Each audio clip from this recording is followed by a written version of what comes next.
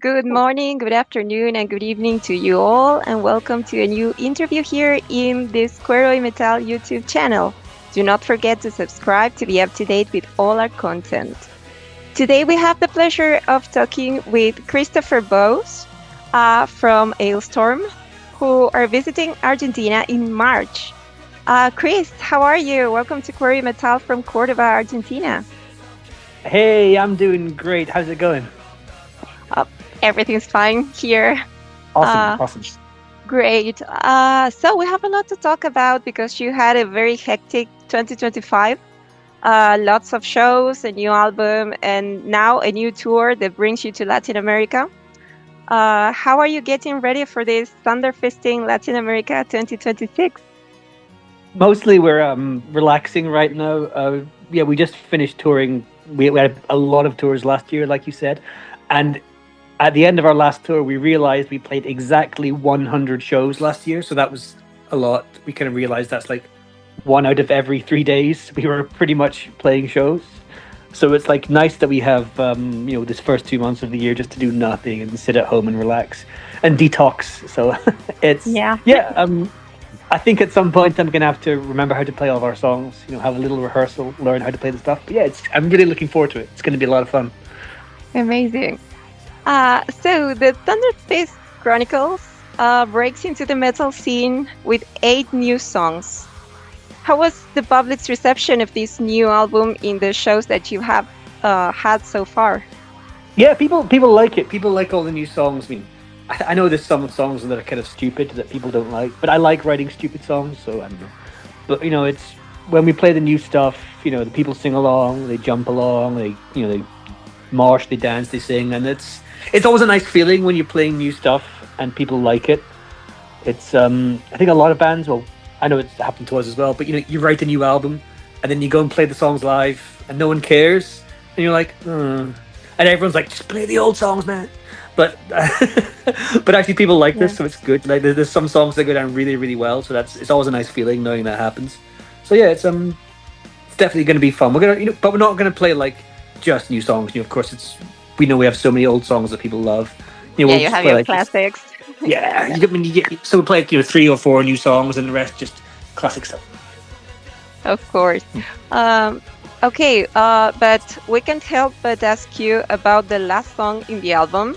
Yeah. Mega Supreme Treasure of the Eternal Thunderfist.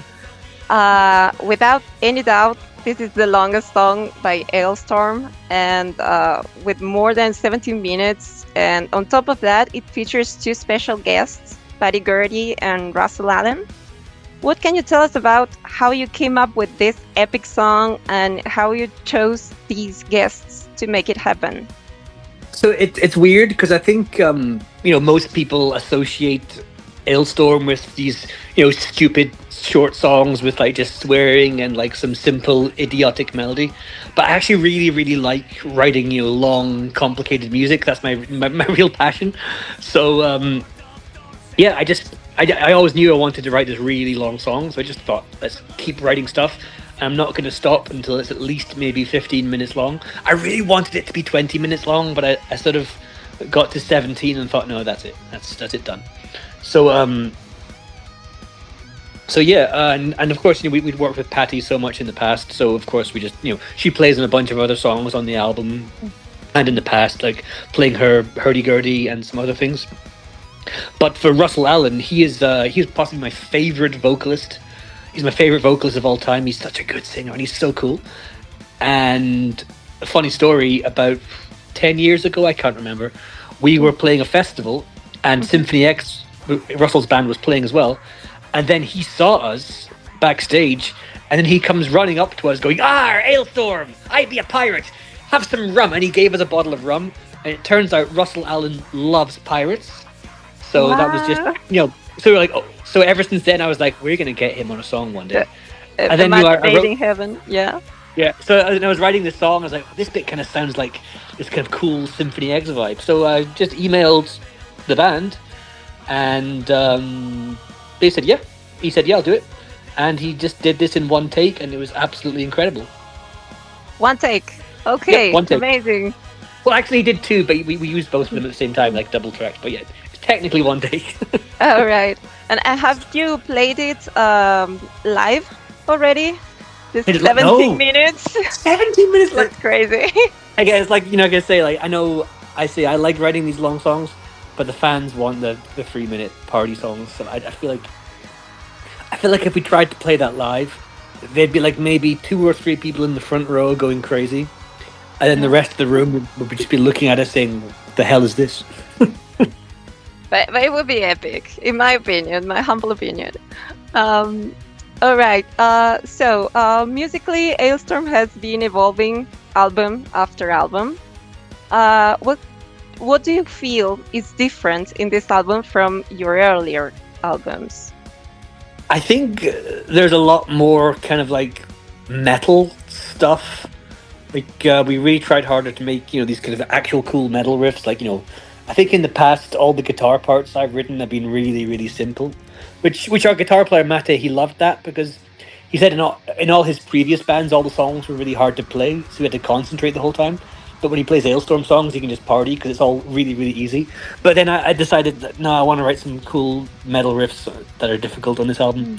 So yeah, there's a lot more of that kind of style, I guess. I think that's the big difference. It's, more guitar based, more kind of heavy bits, blast beats and things.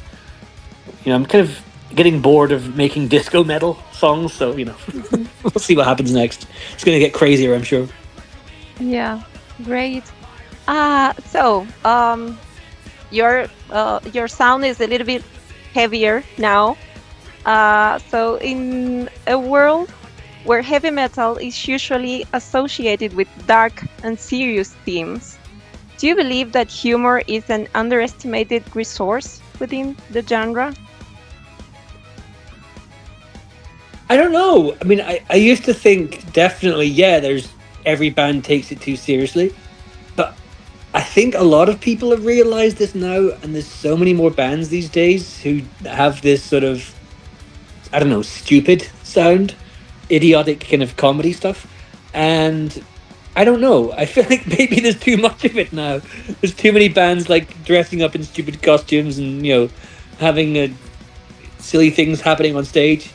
I think that's why we kind of want to go back to more normal heavy metal stuff, because I think, I don't know, I'm getting bored. Like I like doing whatever's not cool or not fun or not popular, and so like that's what when we started doing this band, there was a lot of very dark and serious bands, and then we came on stage and we were stupid, and people were like, what the fuck is this? Now, like I don't like, I'm not sure what it's like in Argentina, but if you go to a festival in Germany these days, half the bands are being really stupid on stage, so it's normal now.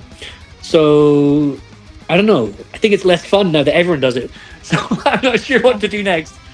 You want to vary a little bit. Yeah I don't want it to be copying what the trends are, or that sort of stuff, so. That's great to hear. So you're making your triumphant return to Argentina in March to play in El Teatrito in the city of Buenos Aires. What spoilers can you give us about your return to our country?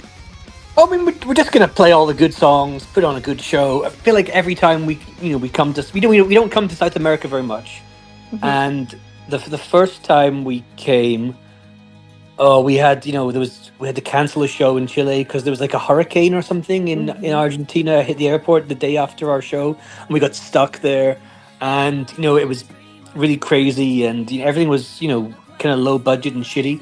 But this, every time we come back, we try and put on a better show, bring a better production, more crew, more more like the show we do back in Europe at the big festivals and things. So we're trying our best to like make it as big and as impressive as possible, and I think that's going to be cool. We're just going to do basically give people what they want, all the fun songs, all the hits, nothing too stupid, just all the good stuff, good sing along party songs. Yeah, great. Well, to conclude this interview, I'd like to invite you to leave a message for your Latin American fans, especially your Argentinian fans, of course, all right, who are listening to this interview as they wait for you to disembark in our country. All right, okay. Hey, everybody in Argentina and everywhere else. We'll see you soon in March, which is, I think, soon. It's pretty soon. Get your tickets and we'll see you there.